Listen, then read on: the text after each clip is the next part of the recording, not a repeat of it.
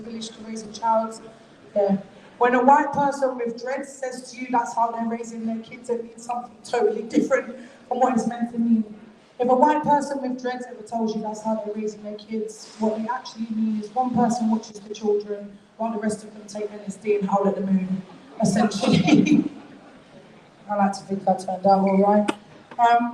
But it doesn't mean I grew up with a lot of kids called things like chickpea and like moonbeam and trust fund.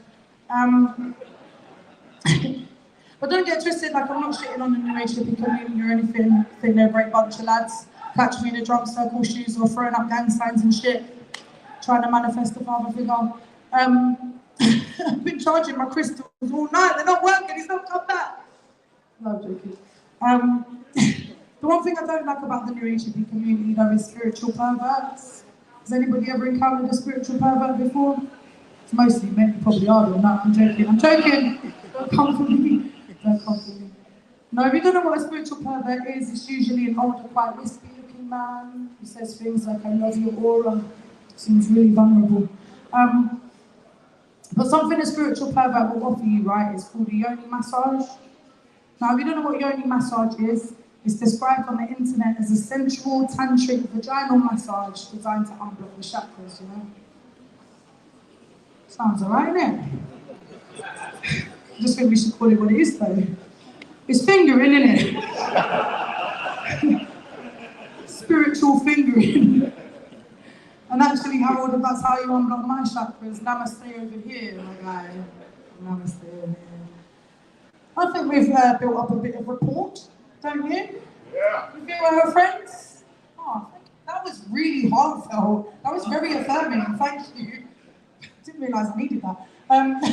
No, I think we're friends, so I do have a bit of a confession to make.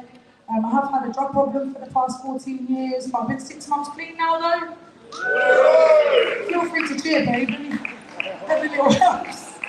I'll be shy now. I need it. No, I've been 6 months clean now. I didn't actually mean clean off drugs, I'm just going to start washing in the last 6 months. Yeah, my dealer said no more freebies if I didn't wash the pits and bits. And I thought, you know what, I've done more for less, really, honestly, haven't I? I'll give you that one for free. No, I have had a bit of a drug problem. But recently I've decided I need to start practicing a bit of moderation.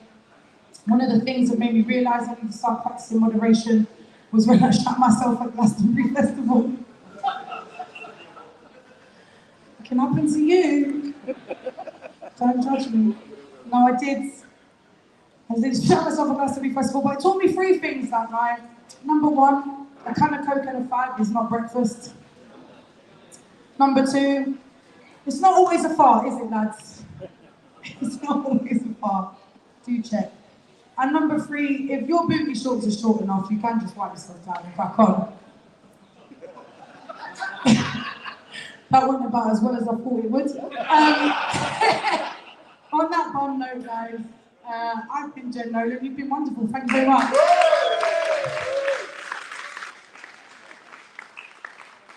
Good Nolan, everyone. Give another round of applause. Oh, man. I did wonder when we'd get onto like talking about bums and fingering. It didn't take long, did it really? I know I can rely on Jen for all that. And another flashback when that happened as well. Yeah, another sort of poor period in my life when I just thought, you know what, everyone's fingering. I want to be a little bit different. You know, so I like to be a little bit different. So I tried fumming. I tried to invent fumming. Did not work. No, he's looking at me like, if I never ever see you again, it will never be too long. You will never unsee me. The next time you look at your thumb, sir, you'll be, man, that man tried that. 6 months I tried it. 3 girls, none of them speak to me. You know, absolutely sort of awful, absolutely awful. So that's what's happening tonight. I'm having lots of flashbacks to like horrific things that have happened. So I think on that note, I'm going to actually bring on our 3rd comedian, Samira Banks, everybody. So I want to give her a big round of applause. That's it.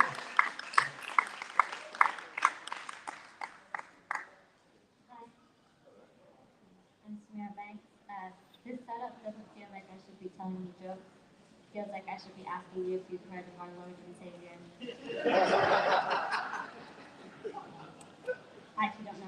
about him because I'm from the Middle East, but I'm sure he's cool and stuff. Anyone from the Middle East then? No? I'm sure there are venues in Palestine that look good.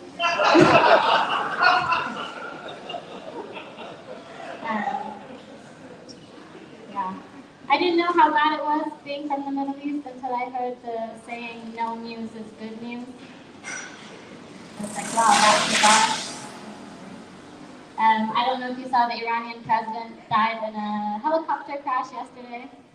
Kobe. I hate that guy. Okay, cool. Let's get to business.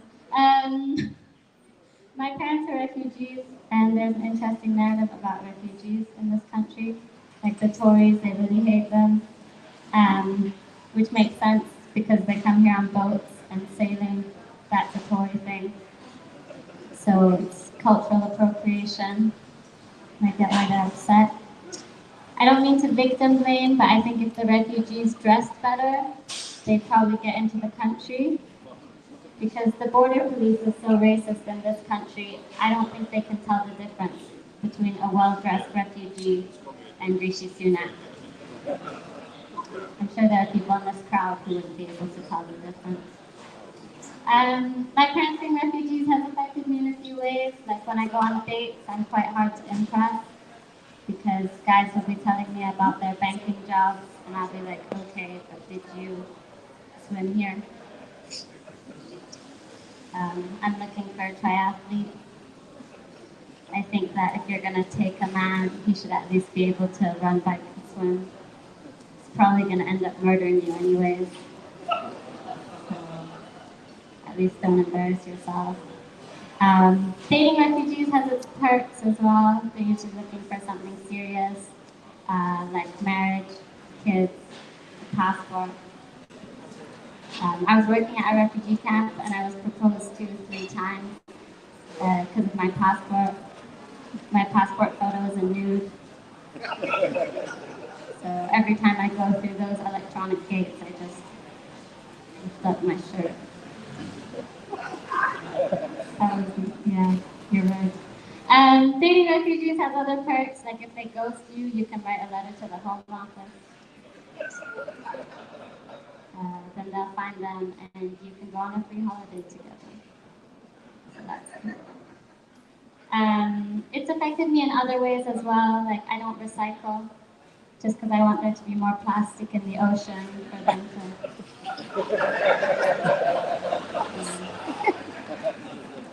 So next time you forget to recycle, you can feel good about yourself. You're doing more than the Home Office is. True. My dad, he didn't come here on a boat.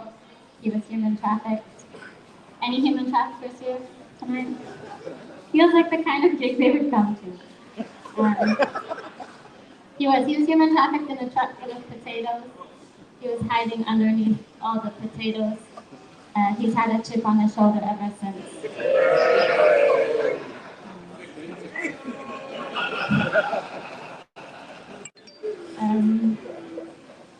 You're not supposed to say human traffickers anymore. You're supposed to say people smugglers. Who is that rebrand for? I'd like to think the human traffickers hired out like a jazzy consultancy firm. They're like, we need a rebrand. They're like, yeah, you know, there's a lot of negative sentiment associated with your name. People, they really don't like traffic. The other day after a gig, a guy came up to me and he said, wow, I'm so jealous your parents are refugees. I wish my parents were refugees so I could make jokes about it. And I was like, oh my God, are you flirting with me? Because English guys are so bad at it, I can never tell. Like I was on a date with an English guy the other day and he was like, I don't know if it's just me, but I think you're really sexy. Like just you in the world. And my confidence isn't through the roof or anything, but I know it can't be just him. Because every time I walk into a kebab shop, they give me a free falafel. I don't know if you know this about my culture, but if you're a woman and you walk into a kebab shop and they don't give you a free falafel, it means you're unfuckable. Either that or they think you're less susceptible to grooming. Or they're out of falafels. It could be that. I've been dating recently, and I'm not very good at it. I tend to pick date activities that don't involve much eye contact, like mini golfing, or fencing, or reverse cowgirl. I also tend to overthink things a lot when I go on dates. Like I'll be standing in front of the mirror thinking, is this the underwear that I want to be found dead in? So you never know. I've thought about it a lot, and I think the best underwear to be found dead in is day of the week underwear. Think about it. First of all, it leaves a clue for the police about how you die. Second of all, it'll catch the murderer off guard. They thought she went out with her laundry. That's crazy. And third of all, I think it'll add urgency to your case because they're going to think you were a child.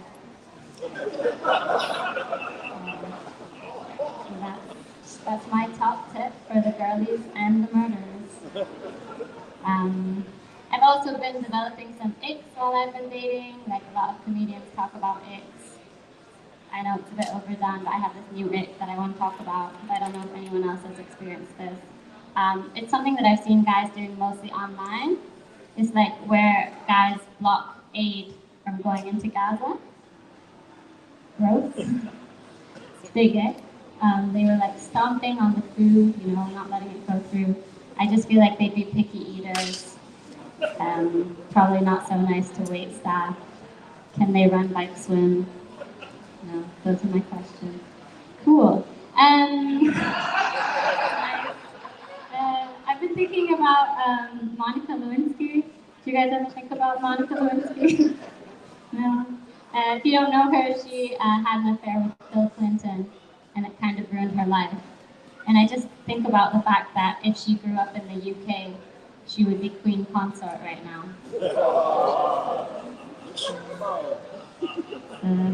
Sucks for her, I guess. You guys know about being an introvert and an extrovert, right? So introverts, they get energy from being alone, and extroverts, they get energy from talking to people. What is it called if you get your energy from talking about people? I'm struggling with that one, but that's how I identify. Anyways, how should I do it? Does anyone know? Anyone? No. Cool. I'll leave you guys on this. Great. The other day I saw this ad for these condoms that have come out in different skin tones.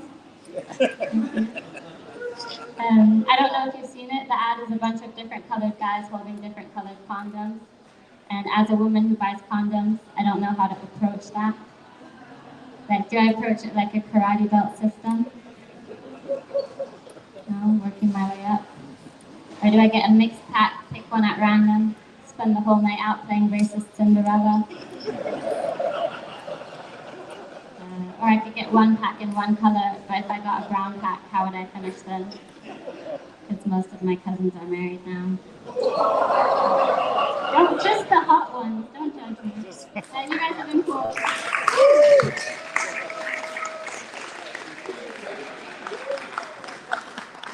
Samira Bajir, another round of applause, please. Man, I've always had to pay for my falafels. I don't think that's going to stop anytime soon either. You know, crikey. I am reaching that unfuckable stage of my life. I really am. My wife often tells me. She really does. She does this thing at the moment where I know she doesn't want to be intimate with me. She does this thing where she lets our dog lay on the bed. And it really gets to me. I absolutely hate it. I hate having sex with that dog.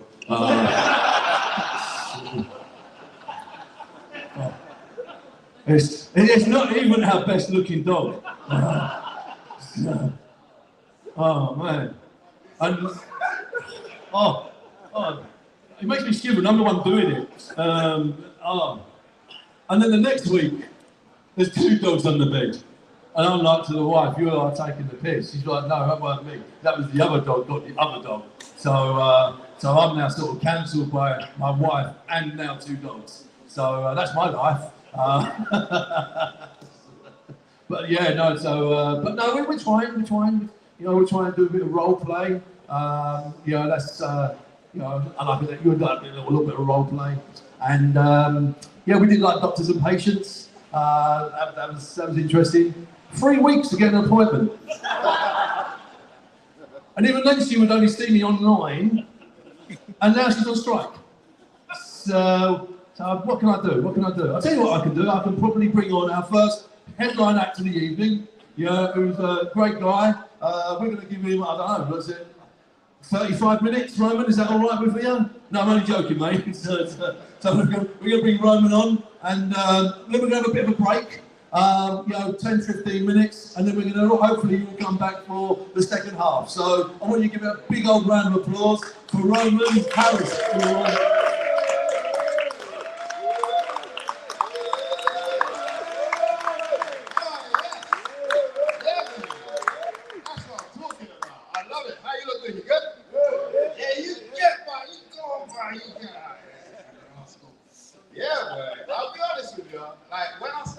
Comedy.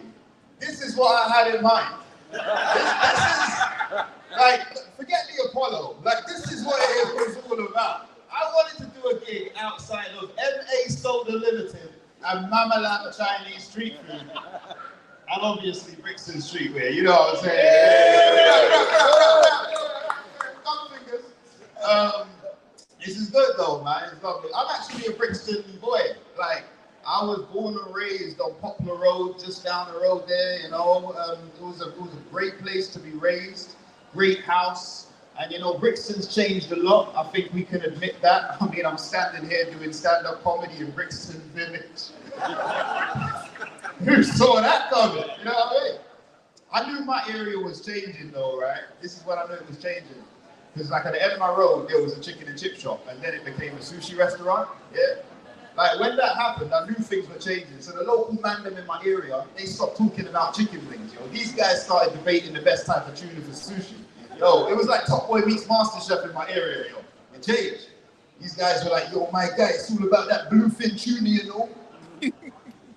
His friend got really passionate though, right? His friend was like, bro, do I look like a dickhead? It's all about the yellowfin tuna, my guy.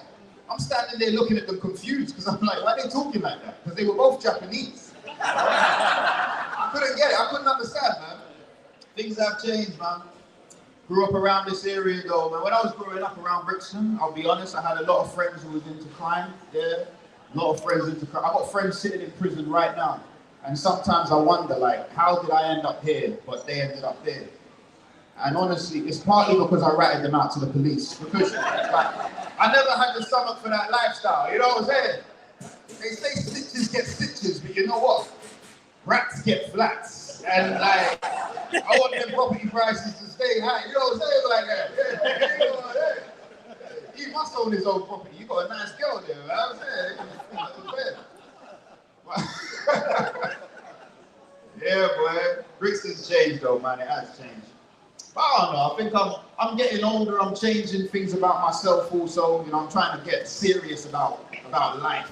You know, I had a few jobs that people didn't take me serious with. You know, like for example, I used to be an Uber driver. Yeah? I know there's a black taxi driver here. I'm sorry, brother. Yeah, don't do me anything after the show. You know what I mean? But I did. I used to drive for Uber. When I was like doing the training for driving for Uber, they sat us in a room and they said, by no means are you to touch the customers. Yeah, that was part of the training. Yeah. When they said that, one of us stood up and was like, well, what's the bloody point then? And then just ran out. Yeah. And yo, I was shocked because like no one got up and ran out with me. And I felt so alone. You don't understand the loneliness. Yeah, man. But I tell you the truth, driving for Uber, it introduced me to the Prius. I drive a Prius, man.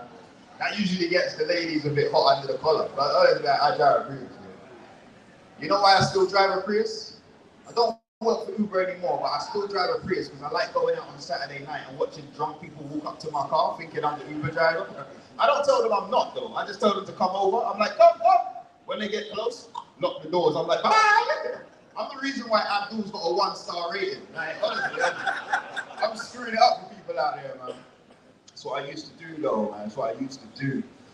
I know this has been quite a cultural first section, but I should let you know there are some white acts. They're all coming in the second half. I just want you lot to feel comfortable. I want you to know, like, there is diversity, but it's the other way around tonight. You know what I'm saying? It's coming. They just let all the black people and, like, you know, the ethnics go first to see the lay of the land, like infantry, you know? And they're all coming after. Yeah, boy. Nah. Life has been interesting, though. Do you mind me asking, are you together? Yeah? Oh, no, stop. Check something, bro. I'm so sorry. Guy code. Yeah, hold her tighter now. That's what I'm saying. Hold her tight. I got a girlfriend myself, man. I got a girlfriend. My girlfriend's white, right? I'm not telling you that to be like, yeah, I've got one. You know what I mean? Like, I'm hoping she's not with her friends going, yeah, I've got one. You know? You know what I mean? You can't say that. You know what I mean? Like, that's a bit slavey. Like, that gives off different vibes. Yeah, man. Oh, hold on. What's going on? Let me just check what's going on over here. Yeah, how you lot doing? You right? What's this debate on the corner? You don't want to come and get involved? No, I'm doing my thing, bro. Trust me, I'm doing my thing. You do your thing. Doing my thing. I know how to do my thing. Yeah, just ask my girl. Anyway, no, yeah, like I'm saying though, I do have a girlfriend, man. I think interracial dating is good. I think we can learn a lot from each other, like the cultures. Yeah. Like, for example, I've taught her that chicken is supposed to have flavor, right? But on the flip side, she's taught me how to talk to the police. So, like, we're all growing, you know, when we're coming first people, yeah! She thought no one would see her, you know what I mean? I'm actually really impressed by the people who just walk right past and take no notice. Those people have got, like, you know, heart. I love it. Yeah. Interesting. Relationships are interesting. You got, you know, take your time. If you're in a couple, if you're married, I don't know what your situations are. Take your time. There's a lot of things you got to learn. You got to learn a lot about each other. You know, to tell you the truth. My girlfriend, to be fair, like we started living together, but I only realized we were living together last week because, no, seriously, when you listen. When you're in a relationship with a woman, you got to treat it like a chess match. Yeah, you don't have